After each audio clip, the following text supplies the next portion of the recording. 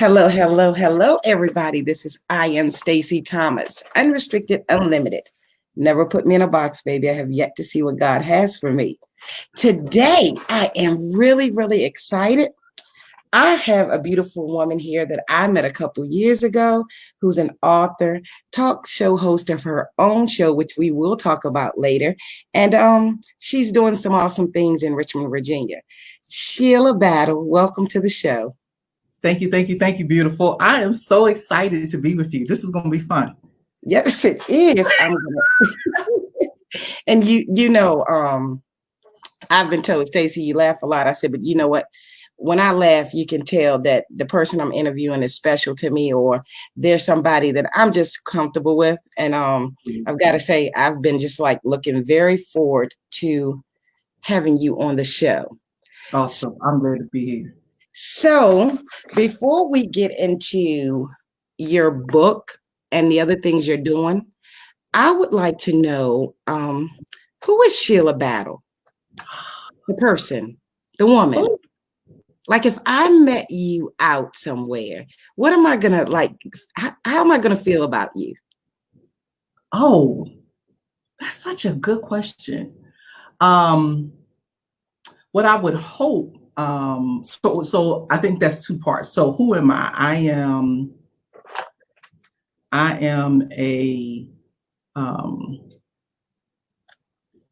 don't want to, just because I don't want to say what I do, because this is a good question. Who I am is a lover. I'm an ambassador of grace. I'm a hugger. I'm a good listener. That's who I am. Okay. What I get to do is I get to be Frank's wife and Trinity and Zion's mama. I get to be the queen at the battle station. I get to love everyday people every day.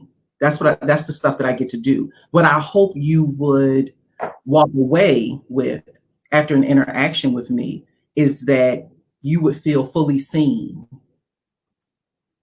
I think that's the big thing, that you would feel fully seen, that after having a conversation with me, you would feel like, wow, she saw me.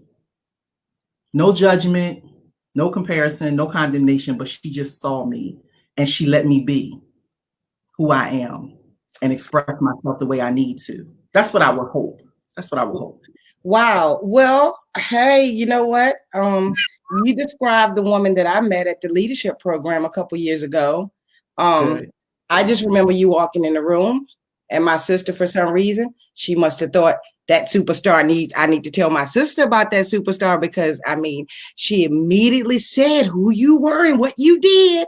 And I'm looking, and she was like, Stacey, you need to talk to her. And I remember talking to you for a couple of minutes, and I know you didn't know me, but you didn't make me feel like a stranger. And that's what made me want to read your book.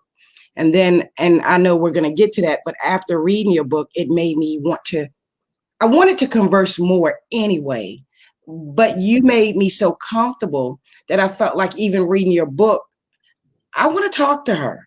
I want to sit down and have a talk with her. If it wasn't for this virus, I would have wanted you in the studio.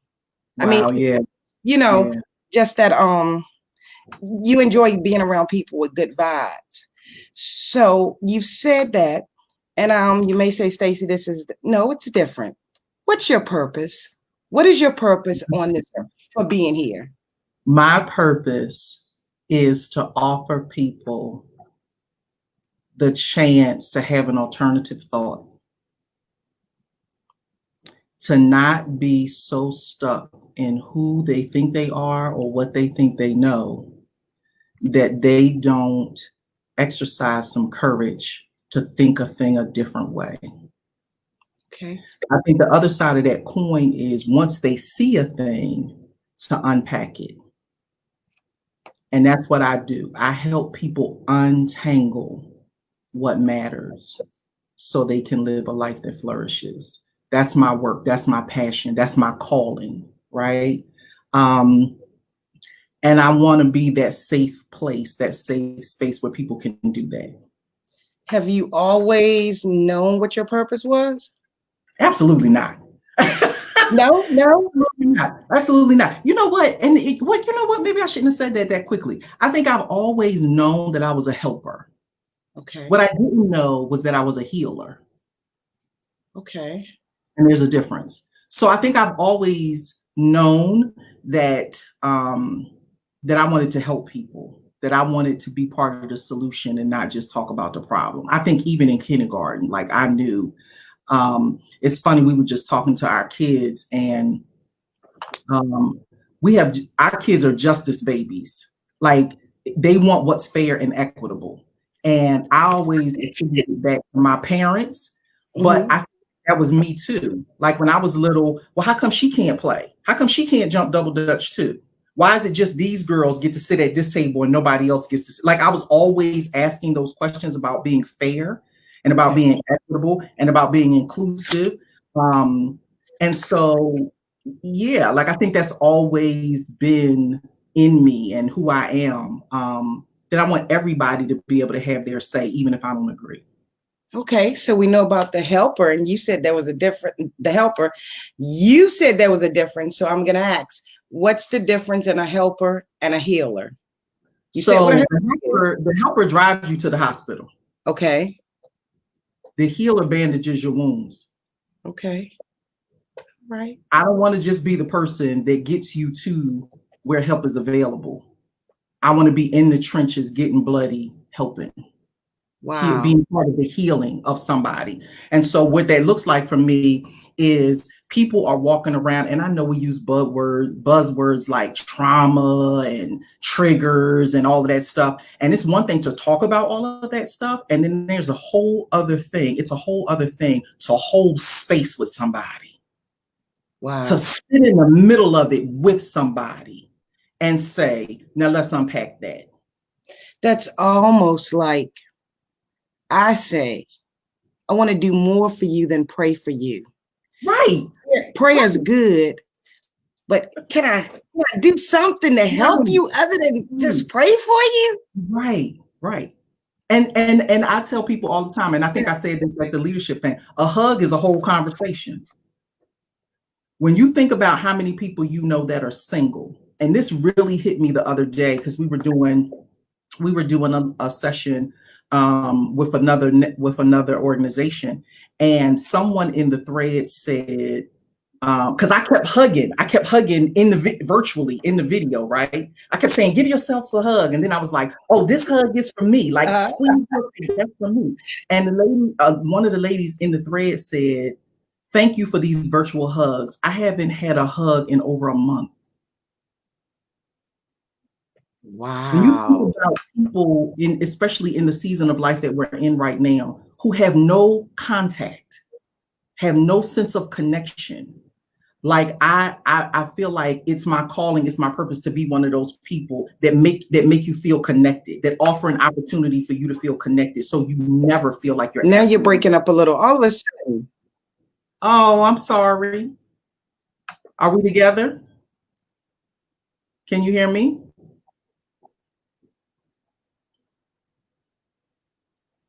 Oh, you're freezing on me too.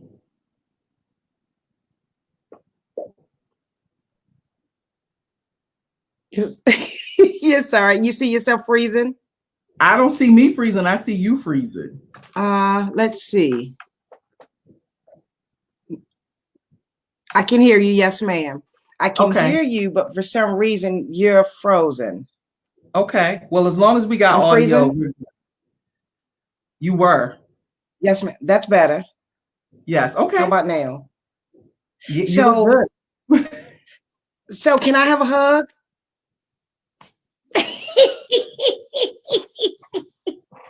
I like squeeze real tight for it to be for me. Thank you. So, very interesting. So your book. Yes. That book. Look at me. That book. I mean, I don't have the book to show you that I have it. Right. And as an author, I'm going to be honest. I don't know if you feel like this, but I don't want someone passing my books around. I want you to tell the person to buy the book. But you created a book that sometimes you walk and you bump up into somebody or you meet somebody, they need what you have in that book right then. So that's happened, right? And not like I said, not I tell them about you and I tell them about the book, but you feel sometimes people can't wait for it to come in the mail. They might need the solution or the words that you're giving them right then. Yeah. So tell us about 15 minutes of grace, please. Wow. So I don't feel like it's fair to tell you about 15 minutes of grace without telling you how 15 minutes of grace happened. So in the book I talk about this. I've had the most devastating loss of my life.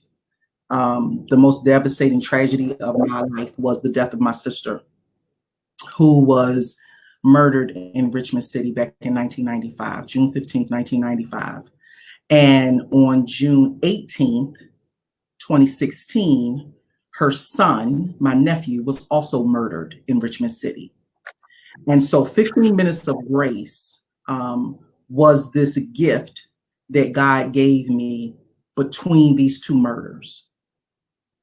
And what it was about was giving me a safe place so that I could unload my anger, my questions, my frustrations about what had happened to my sister, what had happened to our family, and how we were dealing with it afterwards.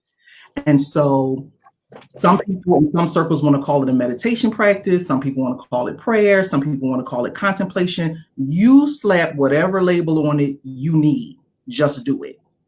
Because the reason that my response to my nephew's murder was 180 degrees different from my response to my sister's murder was because of 15 minutes of grace. And had it not been for me knowing that I had a safe place to go to in God, I would have lost my mind when my nephew was murdered.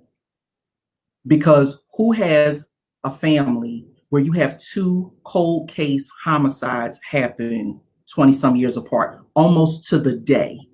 And the parallels between my sister's death and my nephew's death were so obvious. Like there were so many parallels that it was the exact same thing, that would have been enough to drive me nuts. I would have went right over the edge.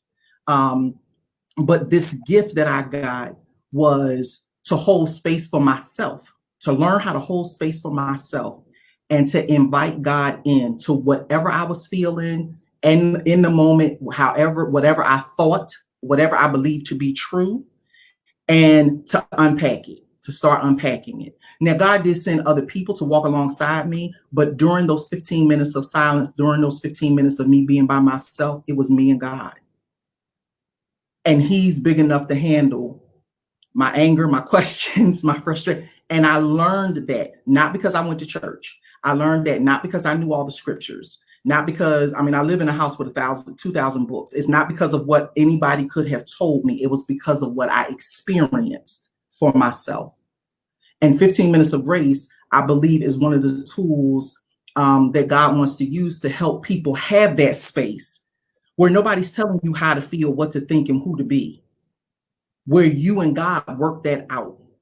And it's not all of this interference and opinions from all of these other people about what they think you should do and how they think you should act and how they think that you respond. There were people who couldn't handle my grief.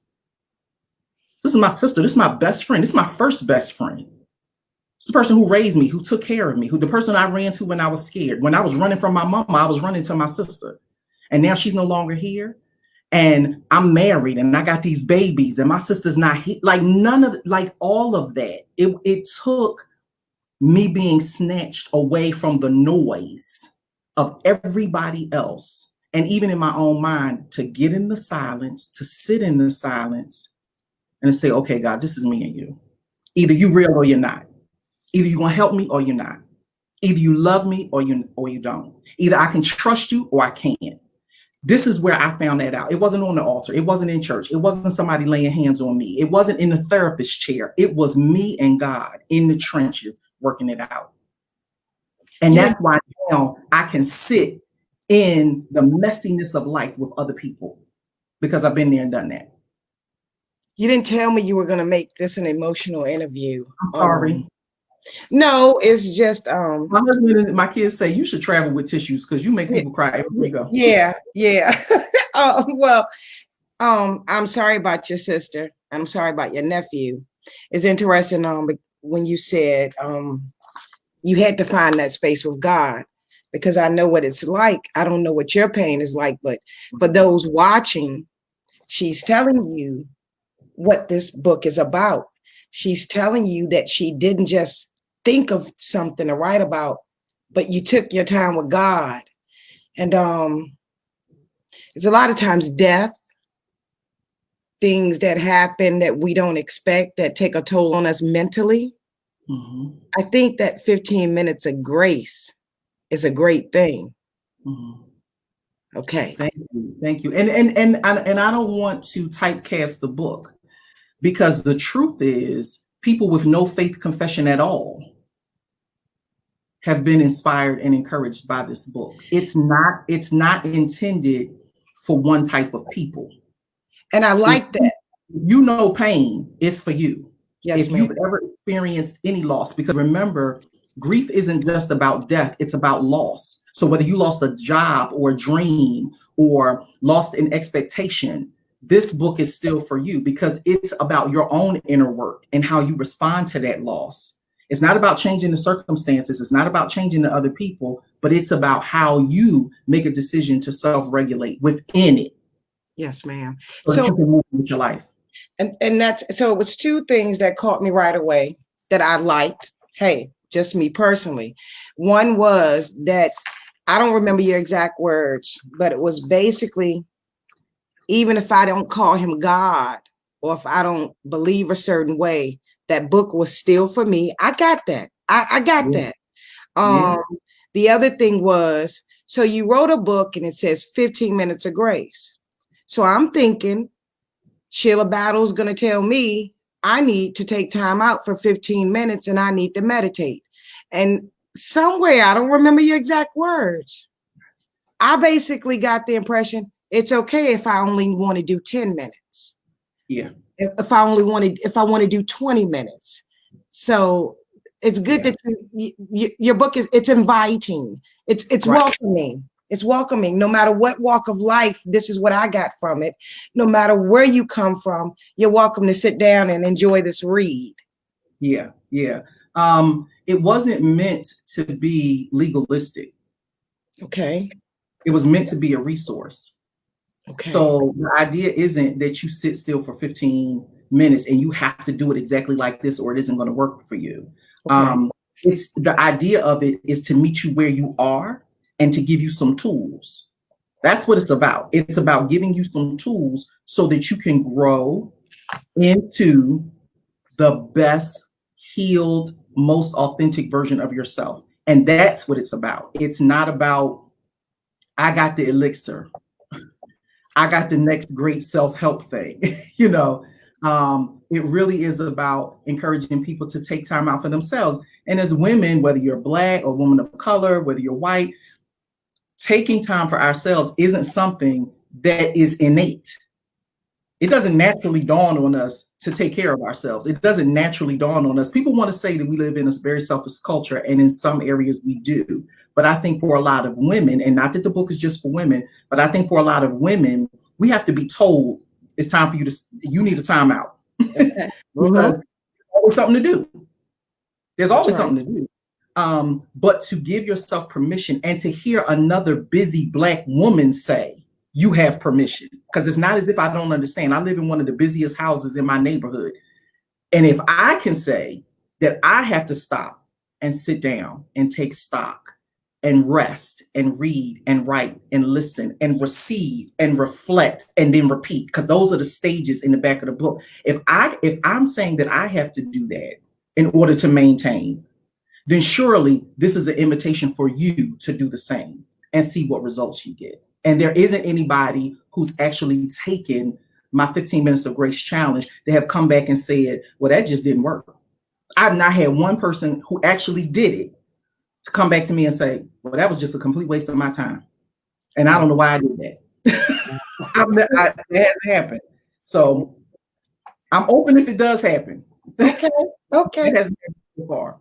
So, holistically, can you tell me what that means when you say you're here to help people develop holistically and not merely on the surface? Yeah, yeah. So I think we live in a culture where we want quick fixes and we want to follow somebody's 5-step program or 3 steps to this and you know drink these smoothies for 7 days and you're gonna lose 20 pounds. Like we just got this quick fix mentality. And we think if we just do this one thing, if I just take this one pill every day, I'm gonna lose weight. If I just drink this one shake every day. No, it's holistic. It has to be an integrative approach. Anything that is for your betterment is not linear. It has phases, it has gates, it has pieces, it has parts. And it's the integration of all of that that gets you what you need so that you can move to the next level, so that you can come out of grief and shame, so that you can live a prosperous and abundant life, so that you can have and experience emotional wellness and emotional wealth. All of that is not a 1, 2, 3 thing. And so when we say we have a holistic approach, it means that we're interested in all of your life, in all of the pieces that make up your life, so that we can figure out what's your next best step forward. It's not if you just go to church. If you just go to church, your whole life gonna be right. No, that's not necessarily true. It's not if you just go to the therapist, everything's gonna be all right. No, that's not necessarily true. It's an integrative approach. It's holistic. It's when you take the pieces and the parts of the whole and bring them back together. Because somewhere or another you got out of alignment. If you was working yourself to death and you were developing yourself professionally, but you stopped your physical, right? Then Right. you're out of balance, right? So now I got the corner office, but I got high blood pressure and I'm taking metformin because I'm a diabetic. So a holistic approach says, what are all of the facets of my being? And how am I attending to all of them mentally, emotionally, physically, spiritually? How am I pulling things together so that holistically I have a better life and I'm not deficient in any area, that I can bring everything up, all boats rise high in the tide together? How do I get all of these facets of my life to elevate? Because if I get you right mentally, but your finances is still messed up, spiritually you still jacked up, then are you really healed? Are you really whole, or did we just get you right in one area? So Yeah. soul care is about looking at Ooh, all of it's about looking at all of it, and it doesn't require a specific faith confession. Now, like I said, we deal with a lot of folks from the church, and we're in the church. We love Jesus, hallelujah. But I recognize that we live in a society where people have different faiths, they have different beliefs, but it doesn't mean they don't deserve help. And so I have to be able to pivot. I have to be able to pivot so that we can help the most amount of people that we can. And a lot of people that we work with were in church and fell out. They fell out with the pastor, they fell out with the usher, they fell out with the choir, they fell out with somebody, but they love God. They just so can't when do church. So we help. We do what we can to help.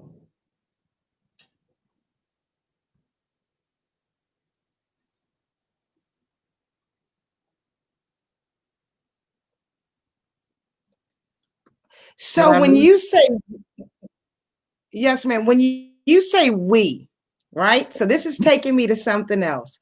So well, before we talk about we and what we're doing and the other things that you offer, how can your book be purchased? So we are fresh out of hard copies. We are fresh out. So I we're think you directing lost me. people. How can your book be purchased? So we're fresh out of hard copies. So we're directing everybody to Amazon to Only get the when good stuff is being said, this Facebook will mess up. ah, Are you there? I am. I am. So we're directing people to Amazon. Okay. I don't have any more hard copies. We are fresh sold So out.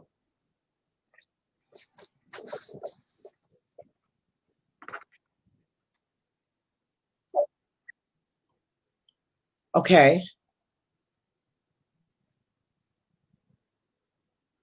I don't know what's going on, Sheila.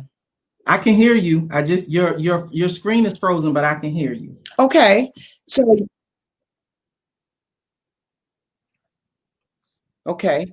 Are you doing any book sign? Well, no, not right now, but do you have any Yeah. book signs coming up for the later part of the year in your local area anywhere? I'm hoping that we can get a shipment of books in once all of this kind of calms down with What's going COVID-19. on with this?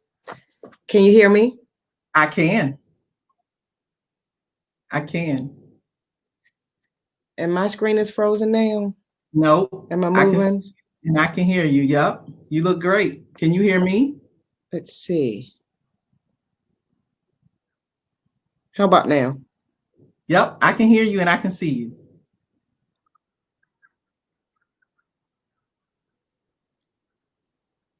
Okay. You can see me? Mm-hmm. Okay. You just Yes, beautiful. hear you. So, okay. So we know how to get the book now. Okay. So this word you keep using, we. I'm so ready to talk about this. Who's we and what do we have going on? So I'm married to the nicest man I've ever met in my life.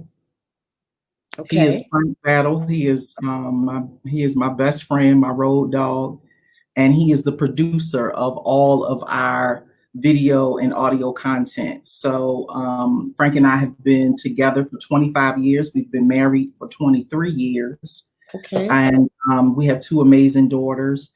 And we are the residents who live at the battle station. The battle station is a community, but we are the folks who actually live in the house.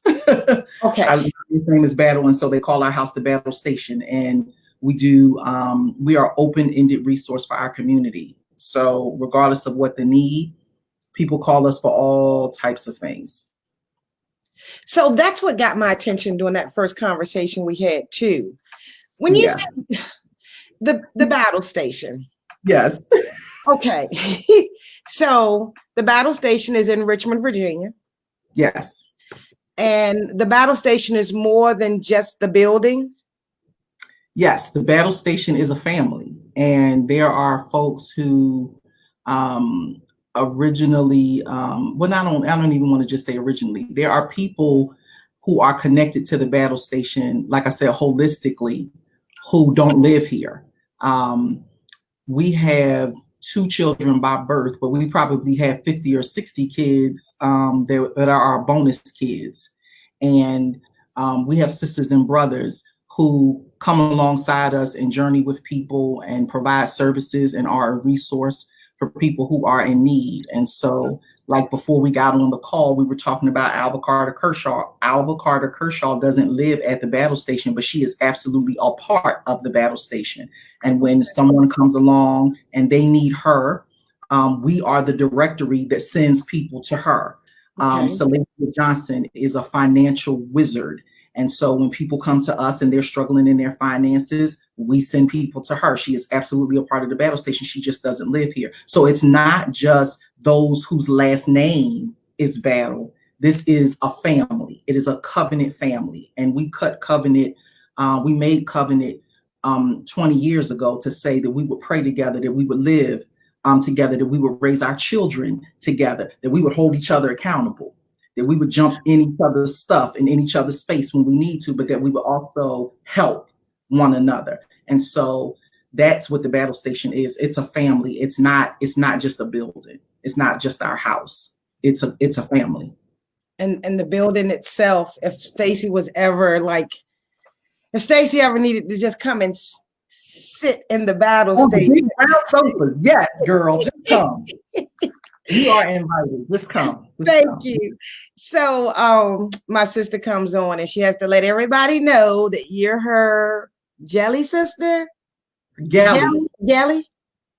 Grace E. Harris Leadership Institute. Gelly. Yes, I am. She had to come on like she's so special. My Gelly sister. So funny. I love you, honey. That's what she's saying. Hello, beautiful.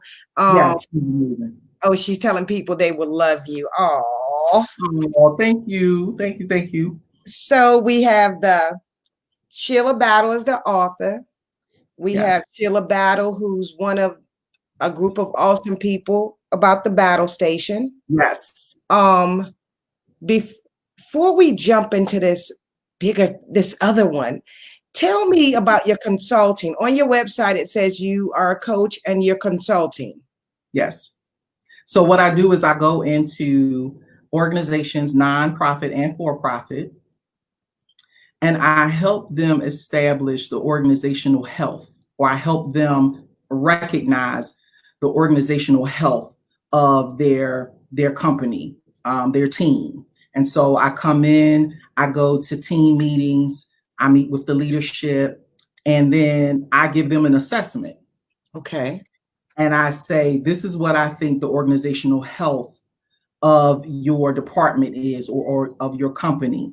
And then I give them resources and tools and ideas about how they can have a healthier work environment. Okay. Right. And so that's the consulting piece. The other thing is I do training and development, do personal and professional development. I'm a certified executive coach. So I have executive directors for nonprofit organizations and VPs of companies who are clients.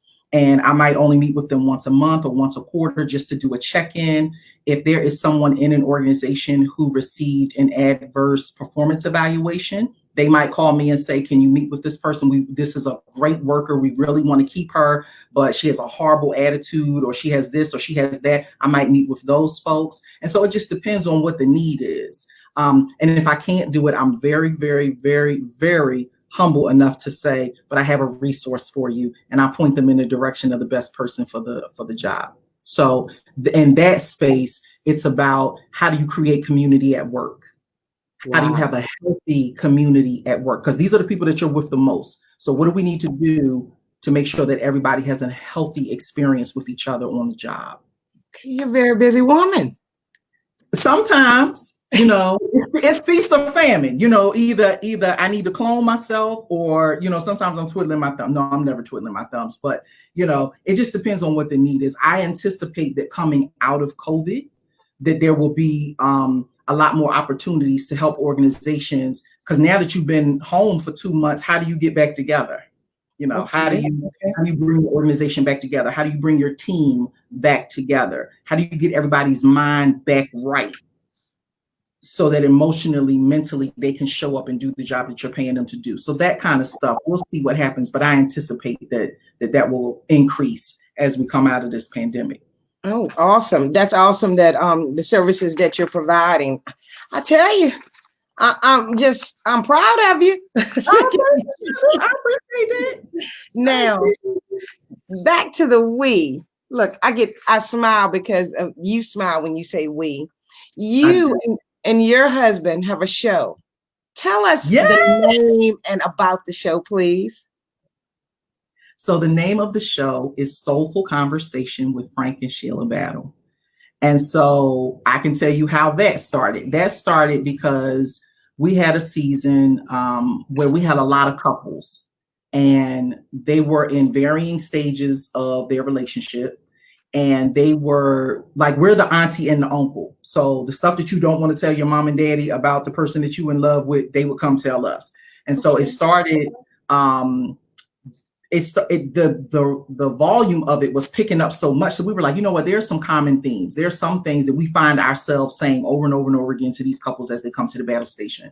And so we decided to just do a show and just answer all of those questions and put that kind of content out there, so that whatever stage you're in, you had a resource, right? What we didn't know is what that was going to turn into. So it turned into a #1 podcast show. It turned into organizations calling us and saying, can you do our premarital counseling workshops, sessions, conferences? Can you come speak at this? Can you come speak at that? And my husband is a consummate introvert, and I'm a consummate extrovert. And so seeing the two of us together on stage is usually hilarious. It's usually pretty funny. But the idea of it was just, who do you go to? Because it's hard to go to your family, and then, because your family isn't as forgiving as you. That's right. That's right. So who do you go to when he messes up, that's still going to love both of you non-judgmentally when it's over? And so we became that resource and we were offering those services to people. And then it just turned into a thing. And so then the podcast launched. And to this day, I think the most popular one is 10 things I wish I knew before I said I do. And so, yeah, so it gave people a chance to go, yeah, I did. I wish I had known that before I got married. And it gives people a starting point for how to talk to us. So now instead of coming to us to point the finger at each other, okay, they come to us and say, can we talk about these things?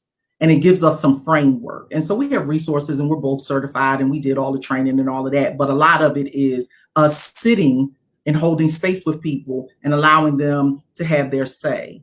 We do a lot of mediation. Really? We end up doing a lot of mediation with couples who are on the edge, especially right now, because now you're with each other all day, every day. Ooh.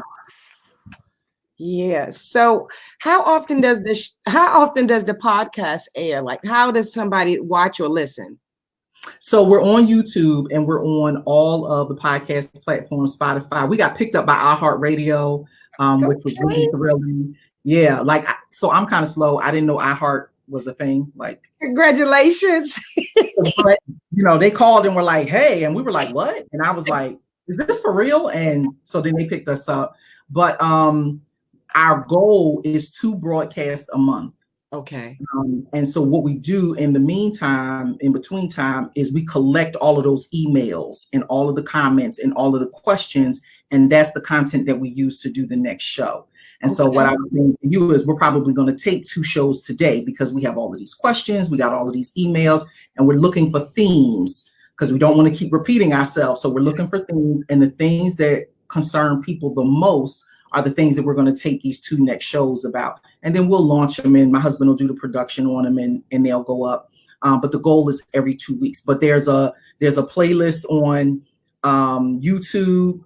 And then again, you can go to any podcast platform that you are already subscribed to and just look up Soulful Conversation, not with an S, it's Soulful Conversation, because we're having one conversation at a time. So look up Soulful Conversation with Frank and Sheila, and you can see the playlist of all of the episodes that are already out there. Okay. So since I have you on here and you have the Soulful Conversations, can I ask something? Absolutely. Okay. So, I write about real things that happen in relationships. A lot of people don't like to talk about it, right? Mm-hmm. Something that I find that women are the most curious in sometimes is women and men are married. And when a woman cheats or a man cheats, they think it's always about sex. Would you agree that loneliness, if people would recognize loneliness, it would help a marriage? So here we go. Let's do it. Let's do it. You don't put it out here, so let's do it. So I think loneliness and fear are the root of all emotional and mental illness. Okay. That at its root, people who are emotionally ill and mentally ill, it is rooted in those 2 things. Fear, they have a phobia about something, and loneliness, this sense of detachment. Okay. And I do a lot of work in this area because, and we're actually, we put it out there to see if we could have if our audience was ready for us to have a conversation about this, and I think they are. So in our specific situation, my husband did not cheat on me. Okay. But I had an emotional affair. Okay. With someone because I was feeling lonely.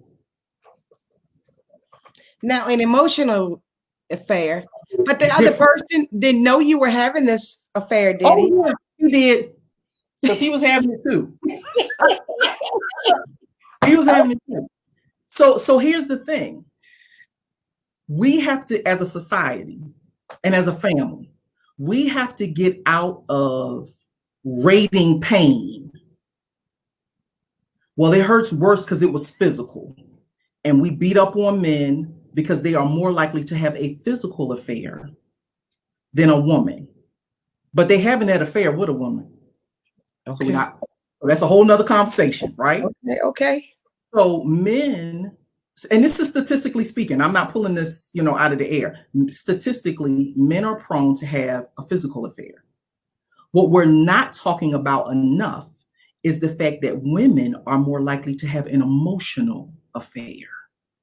And And I'm sorry, when you say emotional, we're talking about mental affair also, mentally? yeah. And Okay. see, I categorize all of that as mental, as emotional, Okay. because women attach a feeling. It's the feeling that we fall for. It's the feeling. It's the feeling that those thoughts collectively produce. That's the hit that we keep trying to get. It's that feeling. He makes me feel special. He makes me feel pretty. He makes me feel seen. Okay? You can have an emotional affair and not touch the person like ever Right. at all, which was my case. Never, not at all. But if he texts me, you see what I'm saying? So it's that rush. It's the adrenaline. It's the dopamine hit that you get with feeling like you matter enough to somebody that you just want to see what they got to say. You want to hear from them. Da da da da da da. Okay. So as soon as we stop this ranking, which one is worse, and realize that what is causing it is fear and loneliness, and address that. Then we can stop talking about who's worse, men or women. We can stop talking about who does it more, men or women. We can cut all of that foolishness out and we can get to the root. And this is what we talk about in soul care, about untangling what matters. Let's untangle what matters. Because the truth is, he didn't cheat on you because you didn't lose the baby weight. And the truth is, she's not cheating on you because you won't take out the garbage. There's some underlying thing that is happening that remains unaddressed that causes us to cheat, that causes our eye to wander, that causes us to have a split in our heart. That's what's doing that. And so we have to have a conversation about that. We have to have a conversation about the fact that it's no one else's responsibility to fill in all of my broken places. Ooh, And okay. that somebody disappoints me because they're no longer feeding or pouring into my broken places. Now I have a right to go get that need met somewhere else. Like we got to have that conversation. This is not about sex. That's not what it's about. It's about what was going on in you that started the scrolling, that started the late night pornography watching, you know what I mean? It's the cause. We got to get back to the cause. And then once we get to the cause, we can heal it at the root or cut it off. If it's worth saving, we can heal it. And if it's not, because the level of abuse and whatever else is so much, then we need a pause, right? And the way that we create that is through the truth. And not being distracted by all of these details that really don't address why we behave the way we behave in the first place. Okay. What else can I ask? Well, I have you on me. I'm just saying, I mean, like, because this is the kind of stuff that we talk about with couples, and like I said, and maybe that's the first time I've shared that in that way, but I understand. You know what I'm saying? Like, I understand in a way that I'm not afraid to admit. I understand when you feel lonely. I understand when you and your spouse you feel like you're growing apart. You like, I'm supposed to be with this person. This is the love of my life and all of that. I understand, and I understand how that can get severed. I understand how you can get distracted and he can get distracted. I understand how you can reprioritize things in a way that leaves the other person second or third or fourth on the list, and that they feel that. And so then they have behaviors that are a response to that. So I understand that, but we have to have that underlying conversation. You can't come to the battle station and say he did this and she did that, because the first thing I'm going to want to know is why. Okay. Why? Okay. And so now we get into the real. Now we get into the root of it. And so, yeah, loneliness and fear cause people to cheat. Yeah, because it's something, because the first thing people want to say, they always say she wasn't doing this for him or he wasn't doing that. And I always say it's so much deeper sometimes. Yeah, it's bigger than that. It's bigger than that. It's bigger than that.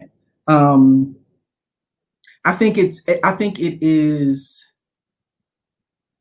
becoming more acceptable for men to explore their own emotional and sexual wellness. Okay. I think it's becoming more acceptable for men to say, I was abused as a child.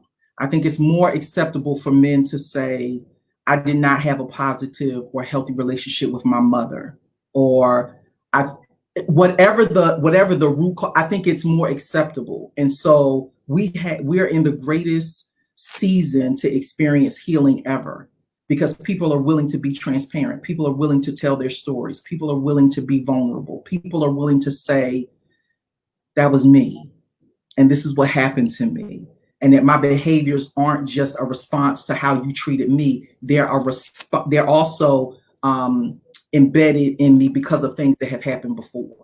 And so because we're willing to do that now, we can have a holistic conversation. We can have a healthy conversation that leads to marriages being mended or relationships being mended so that they can move forward in whatever next level of commitment is most manageable for them. We can do that now. But I think that there has to be people who are willing to hold space for people and keep their secret and not tell it, but offer them that safe space where they can talk about what's really going on in their marriage and stop fronting about it. We've had pastors and their wives, we've had all of it. And I hope that the reason they came here was because they felt safe enough to tell their story, trusting that it wouldn't be shared, trusting that we wouldn't, violate their trust or whatever. But that healing can only come when truth comes out. And from talking to you and listening to you speak, because I know you talk about God, Yes. and I know you say pastors come to speak, but from talking to you, I want the people that are watching to know this too. The person or the couple that comes to you don't have to be in church every Sunday to get counseling, right? They don't have to be in church at all. And they're going to get real from talking to you. I also gather, sort of like the way I like to deal with people. You're down there. You're going to talk to people in a way. It's not always scripture, but in a way that they can understand, that they know that you understand what they're going through. Yeah. And so let me balance that out. It is the combination of actual study. Like, I have a master's degree in human services. I have a minor degree in counseling. So it's not just my idea or what I think. And it's not just biblical, although we do use biblical tools, right? So as a professional clinician, there are modalities, right, that they teach you to take people through stages of therapy. And then we have biblical models, and then there's my experience. So it's the combination of all of those things that allows us to hold space and have a soulful conversation with people that leads them to a place of wholeness. It's the combination of all of that. I'm not just the social worker sitting on the sofa with you, and I'm not just the person who loves God and has been in church all my life, and I'm not just auntie. You get all of it. You get all of it. You're gonna be like, Stacy, book a session. But I'm just saying, people have questions. Should a woman confess, or should a man confess a mental affair? I think it depends on your situation. I don't believe in absolutes. So one size does not fit all. I think that there are relationships where full disclosure is absolutely imperative in order to move forward. And then I think that there is a way to handle an indiscretion so that you don't cause more harm. Because just because you asked me the question right now doesn't mean you're ready to answer. You're ready for the answer. And there might be some inner work that you need to do that helps you prepare for the truth, right? So that you can handle it in a way that is holistic for you. Right? So if I'm a man and I suffer with mental illness, and one of my core beliefs is that I am not loved. I am not wanted. And you trigger that, I could have a violent response to that. Okay. So you might not be ready for the truth right this minute. So we might need to work on your core beliefs before your wife has full disclosure. Okay. And I think that's why counseling and therapies take patience. It takes time. But we live in a society, like I said earlier, people want a right now fix. I want the pain to go away right now. I just want her to tell me the whole thing right now. Mm-hmm. And we've had situations where people said, we've had wives that said, no, I want to know the truth. I want to know every text message, every conversation, every time you was in her face. I want to know. And then they crack under the weight of all of that truth. So maybe it wasn't best for you to know all of it at once. Maybe it's better for you to take truth in small doses. And so I think, again, it depends on the couple. It depends on the narrative. It depends on the details. And I think that a good therapist, a good counselor, a good coach can help discern the level of a couple to take that next step and how much of a step to take. Okay. And my last question, because we're going to have to do this again, is, okay, can a relationship work if they just like each other a lot? I heard someone say not too long ago that sometimes you don't have to be in love. Do you believe that we could like each other a lot and build a life together? So I believe, yes, I do. Yeah. And I want to say, because I know plenty of stories about situations where it wasn't love, but they made it work. Wow. They made it work for the good of the children. They made it work for, and in it, they figured out how to have a life. See, where it gets toxic is when you're in like with somebody, and at the same time, you are not fully yourself. Okay. But in that situation, it doesn't matter if you're in like or in love. If you're not fully yourself, it's not the best the relationship can be. So in our community, think about all of the situations where you got an auntie and an uncle, and they don't sleep in the same bed, and they barely like each other. But they said till death do us part. Mm-hmm. And he ain't going nowhere, and she ain't going nowhere. And they grumpy, and they bite each other, but all the bills get paid. The grandkids are completely loved. The children still depend on them for wise counsel. I mean, I think there are too many stories to create absolutes. Okay. And I think that respect is the key. If you like each other and you're respecting each other, I think anything can work. Anything can happen. Longevity can be there. Is that optimal? Is that ideal? No. I know plenty of couples who love each other but are not in love with each other. And I do believe there is a difference in that. I think that you can love a person and not be in love with them, and have a level of commitment that is not absolute. Wow. Interesting. That's just my personal belief. No, because these thoughts are not the thoughts of the I Am Stacey Thomas. Wait a minute. Say that again. I'll issue a disclaimer for you. Yeah, I don't. I mean, I think that it takes all types to make the world go round. That's right. I believe that too. I think you have to be honest enough with yourself to assess your personal needs in a relationship. And if those needs are being met and other trappings just aren't there, then it is absolutely your choice to stay and even to thrive in it. I do. I think I've seen too many resilient people to think that all of the ducks have to be in a row and every I has to be dotted and every T has to be crossed in order for a relationship to be successful or in order for a relationship to work. I think it takes all types. Now we have ideal, we have what the optimum could look like, and then we have everything in between. Optimum and toxic. It's a whole spectrum in between there, and people fall somewhere in that spectrum. You could start out horrible and end like a dream. Who's to say? Who's to say?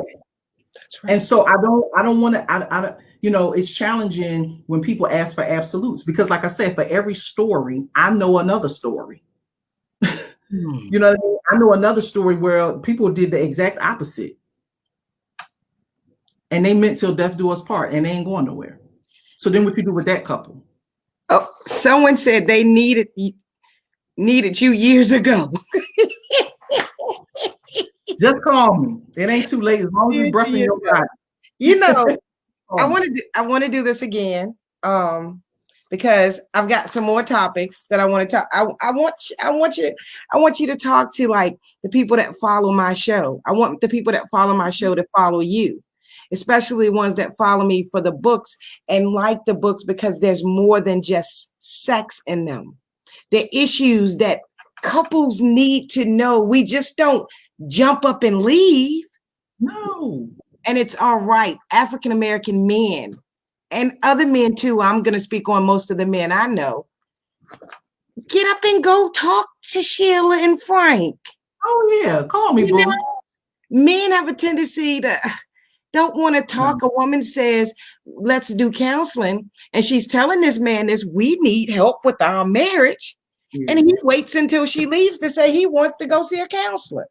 Oh, well, you know what? A lot of times there is a perception out there, especially if a man has done something wrong, or if a man has a behavior that has produced a hurt. There's no reason for these men to trust that they're not going to get lambasted in the session. And if I'm already hurt, I hurt her, and I don't need to go sit in front of somebody that's going to make me feel worse about the hurt that I've inflicted on her and myself and my children and my and so trust has to be there. You have to trust that you are sitting with somebody who really is non-judgmental. And Stacey, when I tell you, we have heard it all. Like we have heard it all. And the reason that I don't have any space to be judgmental in a critical way that damns people is because if not for the grace of God, there go I. One life situation different, that could have been me. And so I can't judge you. I can't throw you under the bus. I can't throw you up on the cross and crucify you afresh because of what you've done. We can acknowledge what's been done. We can acknowledge the effect of what's been done, and we can discuss ways to heal. And that's the process of a holistic, soulful conversation where nobody gets lambasted. And it doesn't mean that we don't take responsibility for what we've done wrong. What it does mean is that if there is genuine remorse, if we can have a conversation about changed behavior and not just being sorry, then we can clear a path forward. But if you don't have that part of it, then you're going to have a problem, and you will cycle through the same stages of high, low, it's good, it's bad, high, low, it's good, it's bad. You will stay on that cycle for 20 years and look up and the kids will have graduated from high school and you'll be saying, you know what, I'm out. And that's how people leave after 20 years. That's how people who've been married 25 years, all of a sudden they're like, I'm out. The other thing is we encourage couples to have a healthy conversation about the difference between what's sensual and what's sexual.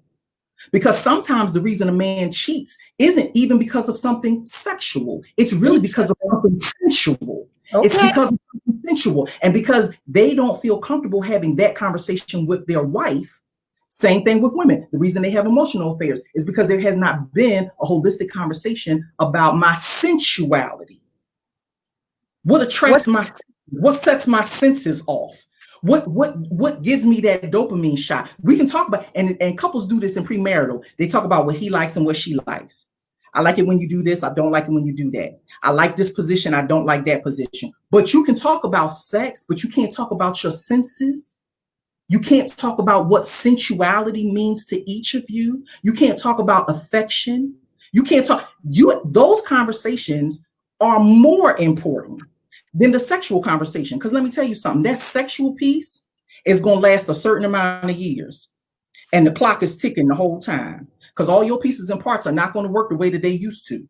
See, that was one of those questions I was going to ask you. You bring it up. That sensual conversation is more important. Because when your pieces and parts don't work anymore, what do you have left? Ooh. You still have to be sensual with each other when the sex is over. What do you do when your wife comes home and says, I have a lump in my breast? And she's in chemo and radiation and sex isn't really a thing. You can still be sensual. You can still activate her senses. You can still have an erotic expression of love and not be sexual. And I'm going to assume if you understand being sensual and arousing each other in other ways other than sexually, I'm trying to get this. When something happens in a relationship and the other has a headache, or the other, like you said, is sick, or the other just can't get to where he should be, if you appreciate something from somebody else, because we being turned on in different ways. Yes. Interesting. If the only way, and I say this to women, see, you making me go there. I say this to women all the time. If the only way that you can experience pleasure is through sex, then you don't know who you are. Oh, wow. And you haven't explored the fullness of your humanity. You haven't explored the fullness of who you are as a woman. If the only way that you can experience, honey, let me tell you something. I can stand in front of my freezer with a pint of Swiss vanilla almond Haagen-Dazs ice cream and experience pleasure. Okay. But because we limit pleasure to something sexual, we don't realize that pleasure should be part of our everyday. You should experience, I just said on Friday to 300 people, you should experience awe and wonder every day. Every day, you should look at something and go, wow. Every day, you should have a wonder. You should look at the clouds and be in wonder. You should be in awe. You should look at something beautiful every day. You should experience pleasure every day, whether it's a piece of dark chocolate, whether it's a glass of wine, whether it's a kiss, whether it's a hug from one of your babies. You should experience pleasure every day. And if you let yourself do that, you would never be dependent on one person to fully satisfy you, because you would be getting it from everywhere. You will be getting pleasure from everywhere. Your pleasure sensors would be activated all the time, everywhere, from other people. Now, that's not saying cheat on your wife. I'm not saying that. What I'm saying is pleasure is a broad topic explored that goes beyond the physical. Pleasure should not just be physical. Sensuality isn't just physical. So until women make space for themselves to uncover, unpack, and discover that, until men make space to uncover and explore that, then we will have these situations where people just hurt each other and they just hurt each other and they just hurt each other and they just hurt each other. And then you leave with a lot of guilt because you think it's your fault, and it has nothing to do with you. You're not the reason someone else does bad behavior. That's their stuff, and they got to work on it. Now, can I love you enough to make space for you to figure that out in the relationship? Interesting. What are the boundaries? I want you to figure this out, but what are the boundaries? When are you tipping over into disrespect? And so, yeah, these are conversations that we have with couples. What does that look like? That's interesting, because a lot of people, some people, and I end it with this, I don't want to hold you up, but some people actually, because some women will sit there sad and hurt. Some men will sit there sad and hurt because they think they did something wrong. And I think that's a natural response. That is a natural response. But I think that if you go deeper. Okay. Now, how can they, well, let me say this, because you're just good. Is there anything about you, or anything about you and Frank in the battle station, or the author, that I have not asked you about that people need to know?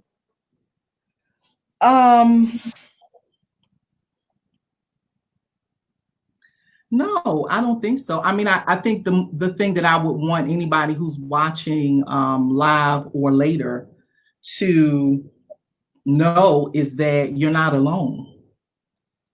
And that if you want help, it's available. And that if you're willing to do the work, your life can change. Your life can change. Literally, a good conversation that is rooted in self-inquiry can change your life. And that we are just one resource in the community that will help you do that.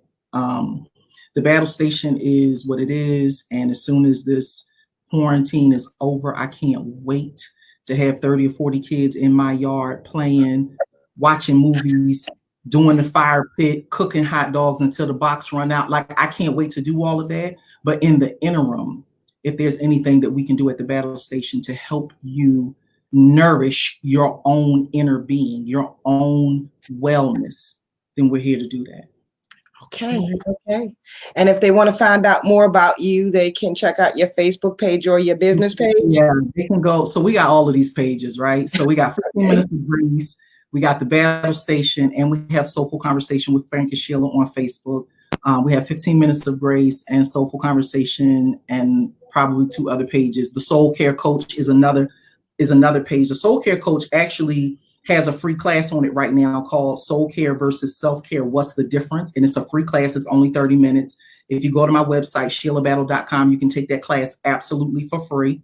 And it'll help you. Yeah, it'll help you understand more about the work that we do and the integration of this holistic approach that we take with people. And then I give everybody info at thebattlestation.org. If you have a question, if you need more information, if you just want to set up a time for a soulful conversation, info at thebattlestation.org is the best place to reach us. But all of our social media platforms, we're on them every day. If somebody has a question and wants to reach out, do so.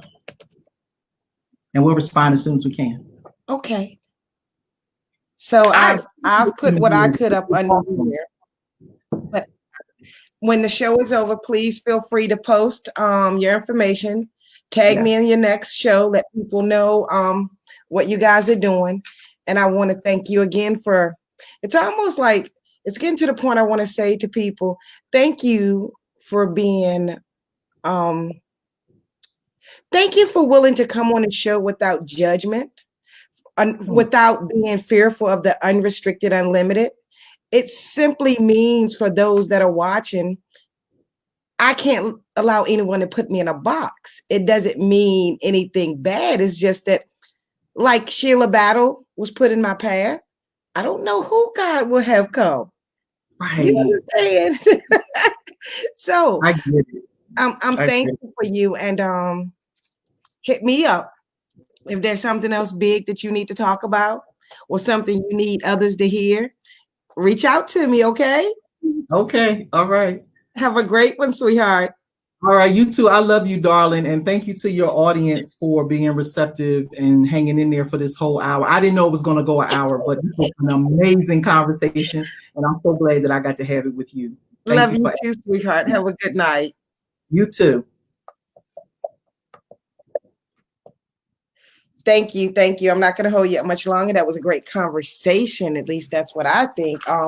You guys that are watching, I want to say thank you again. I am Stacey Thomas, Unrestricted, Unlimited. Don't put me in a box. And I like to tell people, don't stress too much about yesterday or worry too much about tomorrow, because if you do, you just might miss living today. See you next time.